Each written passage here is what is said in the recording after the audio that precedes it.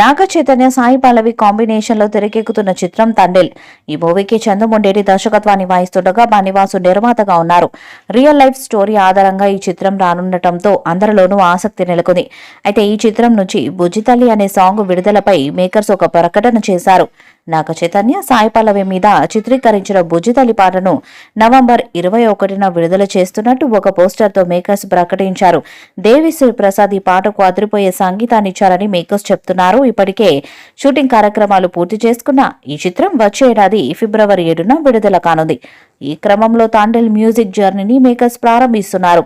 Love and action డ్రామాగా వస్తున్న ఈ చిత్రం నాగ చైతన్య కెరీర్లోని బిగ్గెస్ట్ హిట్ సినిమాగా నిలుస్తుందని అభిమానులు కూడా అంచనా వేస్తున్నారు. బుజ్జితల్లి పాట 21వ తేదీన సాయంత్రం 4 గంటలకు విడుదల కానుంది. శ్రీకాకుళం జిల్లాకు చెందిన డి మచ్చలేశ్వరం గ్రామంలో జరిగిన నిజ జీవిత సంఘటనల ఆధారంగా తండ్రి చిత్రం తెరకెక్కుతుంది.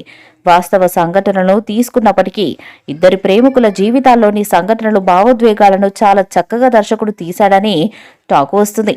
ఈ సినిమా కోసం కొన్ని భారీ సెట్స్ వేసి బడ్జెట్ విషయంలో కూడా వెనకడుగు వేయలేదని సమాచారం.